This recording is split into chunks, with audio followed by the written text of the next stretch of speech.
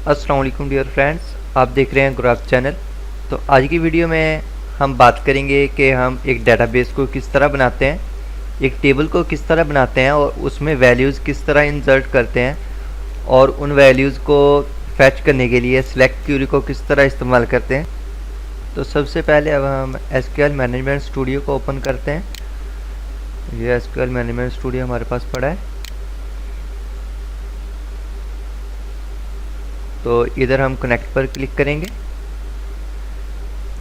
और इसके बाद फ्रेंड्स डेटाबेस क्रिएट करने के दो तरीके हैं हमारे पास। एक, हम सिंपली इधर राइट क्लिक करें, डेटाबेस के ऊपर राइट क्लिक करें तो ये हमारे पास इधर आ जाता है न्यू डेटाबेस। हम इधर से डेटाबेस को क्रिएट कर सकते हैं। और अगर आप इस तरह नहीं करना चाह रहे तो आप इधर न्यू क्यूरी पर जाएं और इधर टाइप करें क्रिएट डेटाबेस और इधर आपने डेटाबेस का नेम टाइप करना है। डेटाबेस का नेम बताएंगे। फॉर एग्जांपल मैं इधर क्लास नेम की एक डेटाबेस ले लेता हूँ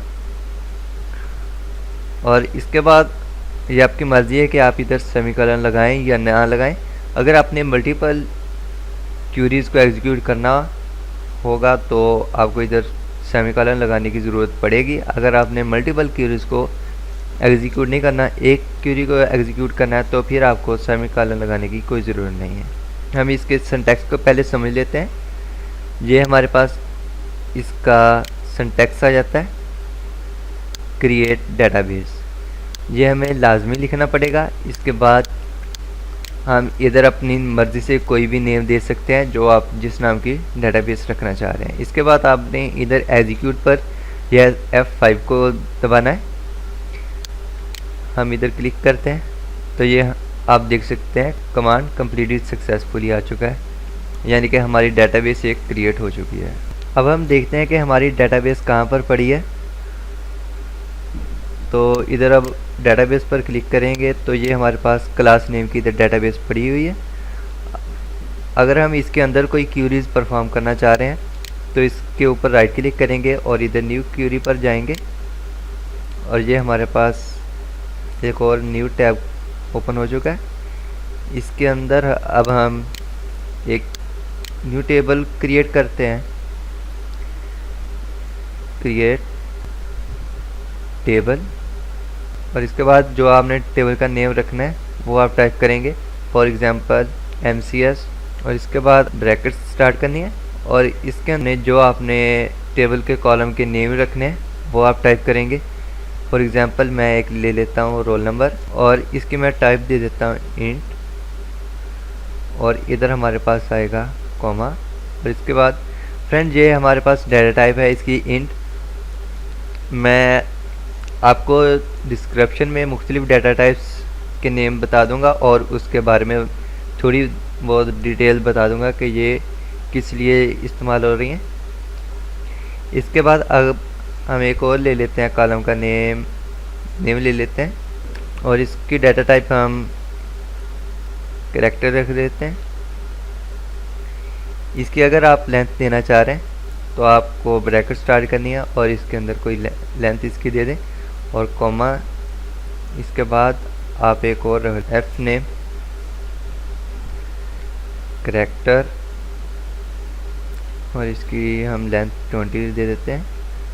इसके बाद A का हमारे पास आ गया CNIC हम इंटीजर का लेंगे। इसको हम इंटीजर की हम लेंथ नहीं दे सकते, इसको वैसे ही कॉमा लगाएंगे और इसके बाद एक हम ले लेते हैं जिसमें दोनों आए, इंटीजर भी आए और कैरेक्टर भी आए, यानी कि एड्रेस और इसके वर्ड 4 आएगा और इसकी लेंथ हम 40 दे देते हैं। इसके बाद आपने ब्रैकेट को एंड कर देना। फ्रेंड्स, आपको जब आप क्यूरी इधर परफॉर्म कर रहे होंगे कोई, तो आपको उसी टाइम पता चल जाएगा कि आपकी क्यूरी ठीक है या नहीं। अगर आपकी क्यूरी ठीक ना हुई तो इधर आपके पास कहीं रेड लाइन आएगी, जिसका मतलब होगा कि आपकी क्यूरी में कोई ना कोई गड़बड़ है। नेम के नीचे अगर आए तो उसमें थोड़ा बहुत हो जाता है कंपाइलर से मिस्टेक, मगर अगर आपके पास कहीं भी इसके कमांड्स, इसको हम कह सकते हैं, इसमें अगर आपके पास कोई भी लाइन आ रही है रेड कलर की, तो इसका मतलब है आपकी क्वेरी गलत है। तो अब हम इसको एग्जीक्यूट करते हैं।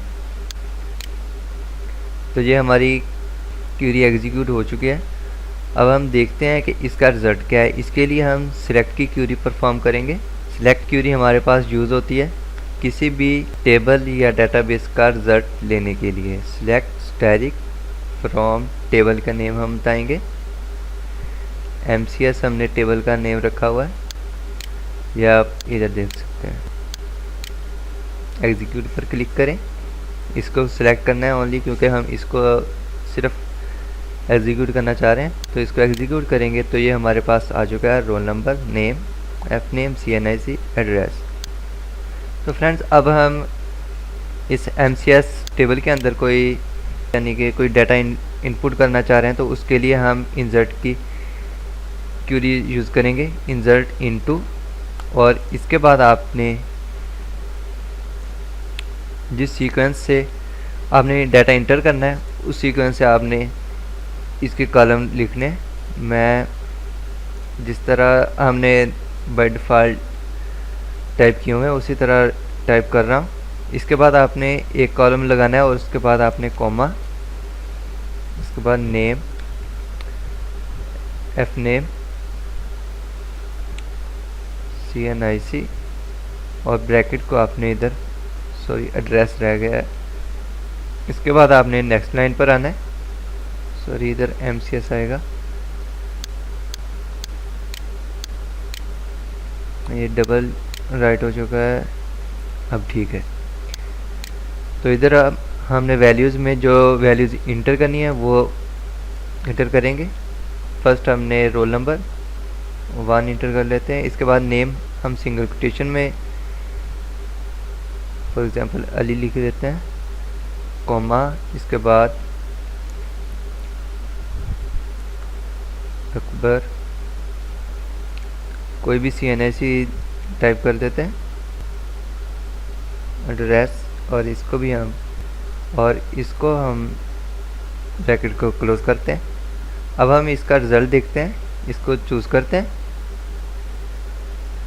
और इसके बाद एग्जीक्यूट पर क्लिक करेंगे। तो ये 1 रो अफेक्टेड, यानी कि हमारी क्वेरी परफॉर्म हो चुकी है। अब हम इसका रिज़ल्ट देखते हैं। Select static from MCS, execute करते हैं तो ये हमारे पास इनपुट हो चुका है। तो फ्रेंड्स ये तो हमने एक रो को इंटर किया, यानी कि एक डाटा इंटर किया। अगर हमने बहुत सारा डाटा इंटर करना है तो आप इधर 2 राइट करें, इधर फॉर एग्जांपल हम यही रहने देते हैं।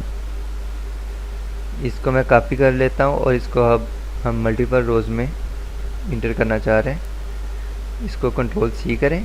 इसके बाद इधर आपने एक कॉमा लगाना है। नेक्स्ट लाइन पर जाते हैं और इधर एक और इंटर कर लेते हैं, इधर कॉमा लगाते हैं। तो ये हमारे पास आ गए 1 2 3 4 रोज़ आ गए। अब हम इसको इंटर करना चाह रहे हैं, इधर हम 3 राइट कर लेते हैं, 4 और 5। अब हम इनको एग्जीक्यूट करके देखते हैं।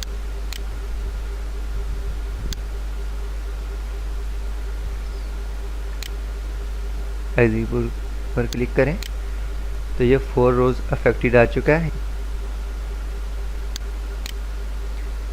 तो फ्रेंड्स ये आप इसका रिजल्ट देख सकते हैं। फ्रेंड्स ये थी आज की वीडियो। उम्मीद है कि आपको पसंद आई होगी और आपने इससे बहुत कुछ सीखा होगा। अगली वीडियो तक के लिए हमें इजाज़त दीजिएगा।